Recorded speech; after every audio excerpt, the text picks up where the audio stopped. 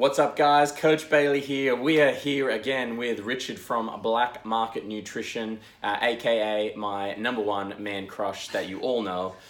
Basically, today what we're going to talk about is a number of things, but we're going to talk about the fire never sleeps, and we're talking about the fire inside. You know, Richard, thanks again for coming in. No worries, mate. Thanks again for the session. Good session this morning. It's always good to have you. And look, obviously you're a firefighter, and we know that firefighters around the country and around the world do a phenomenal job for us. Yep. In terms of what I want to do is I want to talk about how strong the fire inside needs to be in order to get the results, some of the things that you've done in order to make sure that you're on point for discipline and obviously the calendar shoot. But if you just want to give me an insight, and everyone at home, in terms of, there's a few things that you mentioned in terms of, hey, how do you put a fire out, and how do we make sure that the fire inside never gets put out? Yep. Okay, so essentially with the fire, most fires start from a small seed of fire that happens somewhere, and that can build. And the size of the fire determines how much water we put on it. So when we come into sort of a house that's on fire, or any sort of area that's on fire, we aggressively go in and attack the seat of the fire, and water puts fire out. More water, the more the fire will get put out, and the quicker the fire will get put out. Yeah, awesome. So, you know, you talk about the seed, and we talk about the seed inside, you know. So for me, I want to make sure that everyone has a fire inside. Yeah. Everyone has a fire inside, whether they think they do or they don't. You want to call it fire, you want to call it motivation, you want to call it hunger, you want to call it reasons. They're all correlated to the same thing. Yep. So what I want to do is I want to make sure that everyone that's on a challenge right now, everyone that's in business, maybe you're an entrepreneur and you're trying to go after things, maybe you're trying to get, in prep calendar. Yep. How do we make sure that the fire never goes out? You said it starts with the seed. Yep. My main thing is, like I said, the seed for me is my goals. The seed for me is in terms of my reasons. The seed for me is just making sure that I made a decision that I will never quit and I'll always go in. Yep. So in terms of, you talked about a lot of stories. Yeah. In terms of your seed and your fire, if you just want to share that story in terms of some of the things that you've had to do to get to where you're at.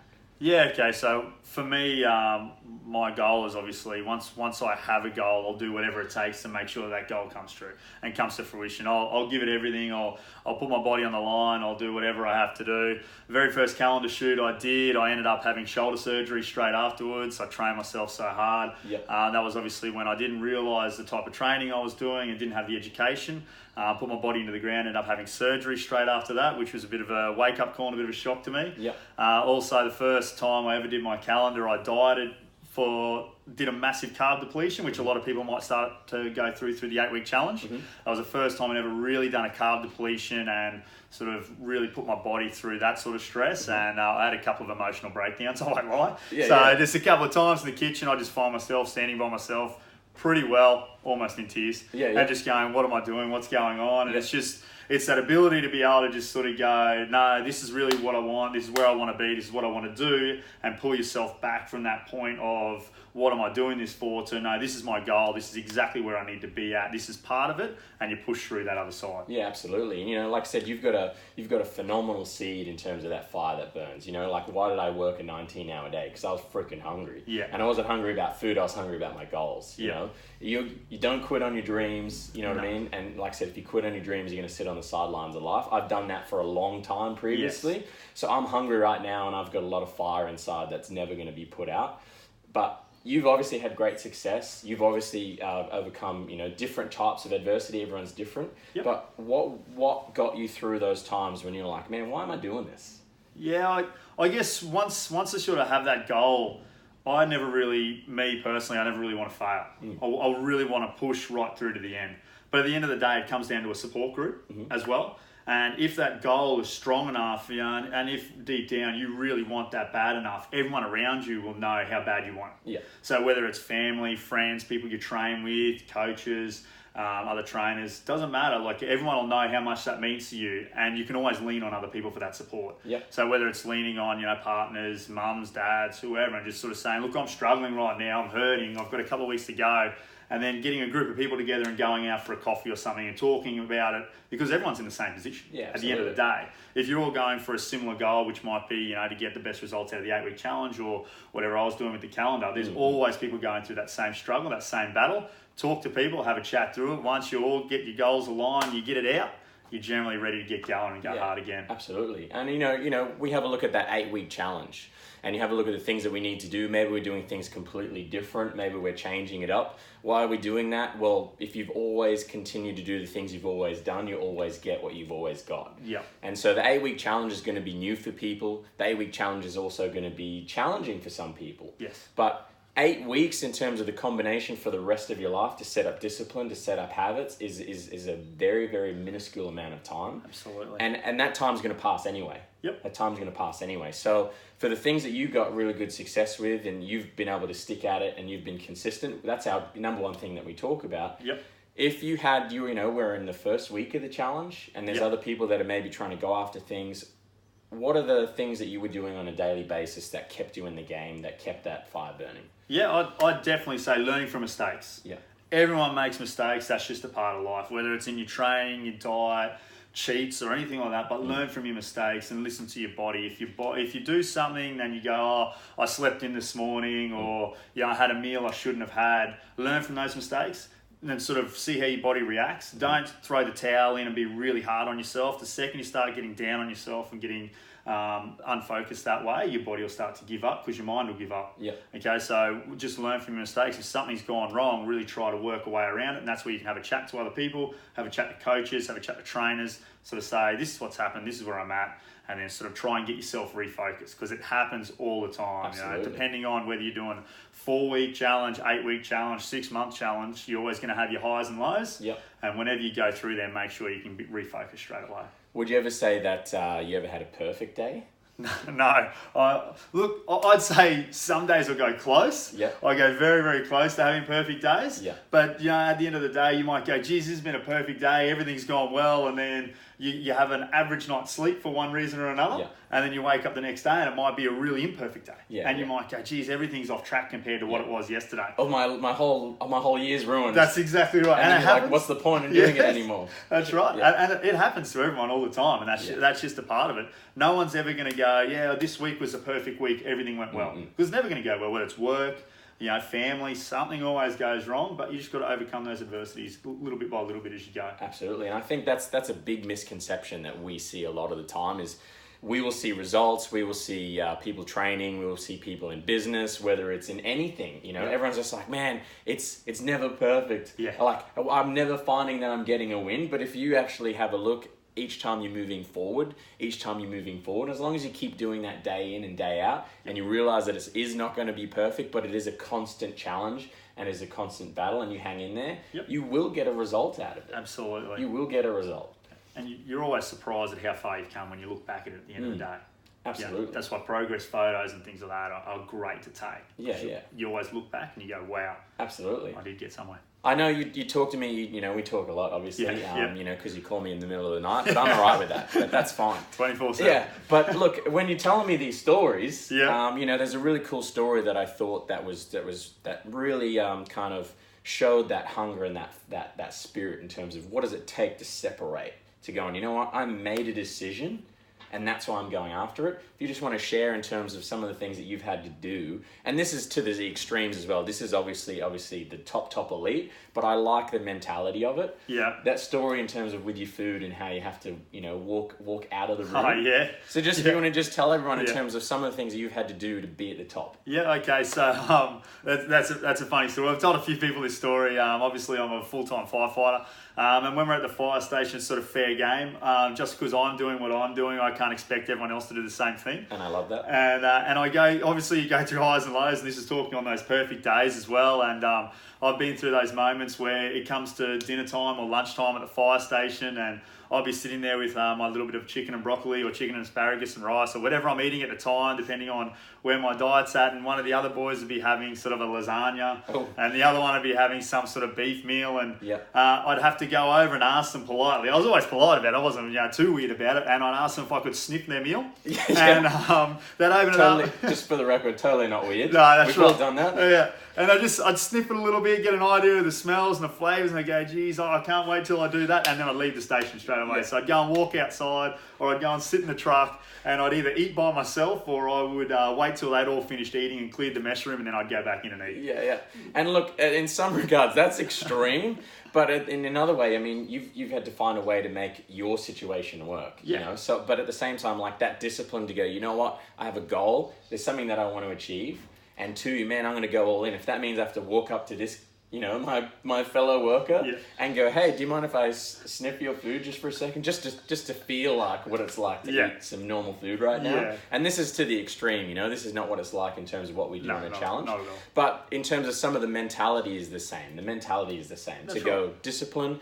I'm going to stick to this, this challenge. I'm going to stick to this plan. Hey, this is what I'm supposed to do. If you want it bad enough, it can happen. Yeah. And I think that really kind of sums that up in a very extreme way. Yeah. But I think it shows, you know, and that's the reason obviously why you do what you do, because not everyone is going to get the result. That's right, and it's not always about everyone should support me, and everyone should be helping me out and doing stuff along the way. Sometimes you just got to take the initiative to go, no.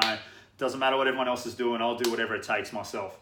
So, you know, whether that's you're doing the 8-week challenge and the rest of your family isn't, you can still cook for the rest of your family or have dinner with the rest of the family, and you've got to work out a way to deal with it. You know, exactly. I dealt with it by sniffing food. That's it. You know, it might be different. We've got tons of stories from, a lot of our members, a lot of friends have done many different things. They've got their food, they go into work, they take their Eskies in there, they've got it all preset. Maybe they make their food on Sundays. So everyone else, they've got systems in place to make sure that they don't go to their old habits. You know what I mean? Like some of the things is if we came to your house and we had a look at your fridge and you knew we were coming over, which we might do, put in the comments if you want us to come over and have a look at your fridge. But look, you know there's things in there that maybe shouldn't be in there.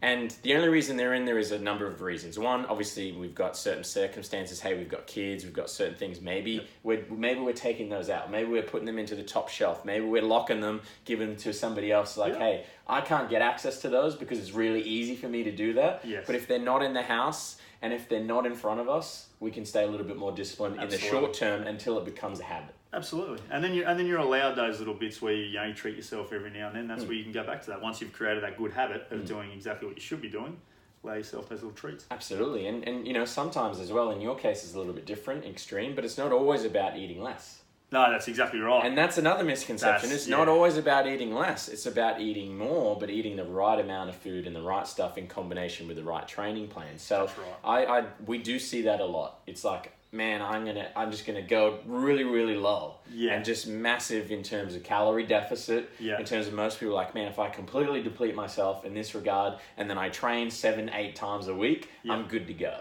You know, and that's another big misconception, particularly if we want to hold on to muscle, we want to perform at an optimal level, we want to look after in terms of nervous system that never gets a break. It's not going to know the difference between training under stress, being chased by a lion, and being in complete calorie deficit for a very long time. So that's another misconception as well. Yeah, absolutely. And that's the other thing you need to remember with calorie deficits is you still need to maintain a normal life. So if you have kids, you still got to be able to run around after the kids and not make it to the front door and fall over because you've got no energy. Exactly. Yeah, you know, if you're at work and you're sitting at an office desk and you're doing that for 8 hours and you're on a massive calorie deficit, that's where people start to fall asleep, and you want to make sure that your work-life balance is still right up there and on key. And that's why eating enough calories to give your body the fuel it needs while giving yourself that deficit to be able to lose the weight is perfect. Yeah, absolutely. And that's the main thing is the telltale sign is, can you still perform at an optimal level? If the answer is no, then doesn't mean that you're doing something wrong. It just means that there's opportunity to maybe tweak. Absolutely. Get the right advice or come and see the right coach for you and get the right plan. But not two people are the same as well. Everyone is so different. So it's really hard, particularly when it's like, hey, what are you doing? Oh, I'm doing this. Oh, should I be doing that? It's like, well, not necessarily, because your goals, the things that you want are different to me. You know, in terms of at the end of the day, we all just want to live healthy, want to live a good life and be in the best possible shape and make it a habit. So that's going to look different for everyone. So that's another misconception, is the fact that we also compare ourselves to others. Absolutely. And then two, you know, that's a big challenge from a mental perspective, particularly when you're in a system or when you're doing something that, you know, we're doing that on a daily basis. You know, what's our benchmark? What are we checking ourselves to? If we always go external, we're always going to lose. It's like, hey, what is my goals? How am I tracking with that? Am I on path with that? it's not perfect. It'll never be perfect. But as long as I string those wins together every single day, little wins here, little wins there, they all add up and they make a big difference over time. Absolutely. So, all right, so we're going to go to a new segment in terms of what we're going to do here, and we're going to go into speed rounds. So basically, I'm going to ask Richard, he doesn't know about this, and this is where we have the most fun. So I'm going to ask Richard a question. He has to tell me in terms of the first thing that comes into his mind, and then we're going to see how this goes. All right, so Richard, first thing that comes to your mind when I say these words. Burpee. Pain. Beard. Pain. Man crush. Bailey. Yeah, nice. In terms of misconceptions of health. Overrated. Perfect. In terms of living a good life. Awesome. In terms of discipline. Number one. Perfect. In terms of overall best one word, sum it up for overall ultimate success. I'd say discipline. Perfect. Every Easy. time. All right, so we have a little bit of a speed round. We're going to do more things over the time. We're going to get together a lot more. What I would love is drop us a comment in terms of if there's something that you want to talk about, if there's something you want to know more about. You know, Richard and myself, we're happy to help. Remember, we're always training together. We're always doing things day in and day out. If you ever want to come and train with us, you're welcome to do that.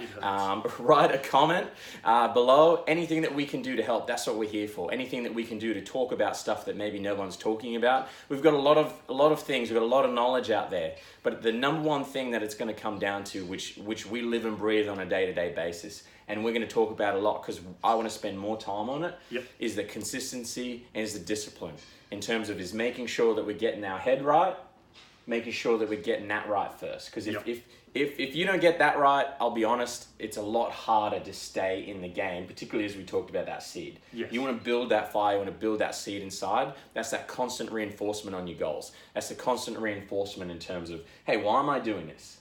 Why did I get into this space? Do I actually really want to do this? Am I hungry enough?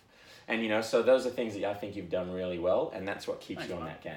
So, look, as you can see, you know, Richard's a passionate guy. He's done a lot of stuff in his space, and we're going to help you as much as we can. So we're going to keep bringing you more. As you know, guys, back yourself. Write us a comment, drop it below, share this to someone that maybe you think that might be able to help. And always a pleasure, my man. Always a pleasure. Thanks, and I look forward to your call, 2 a.m. Tomorrow morning. But hey, anytime you guys need us, drop us a comment, send us an email, and we have your back.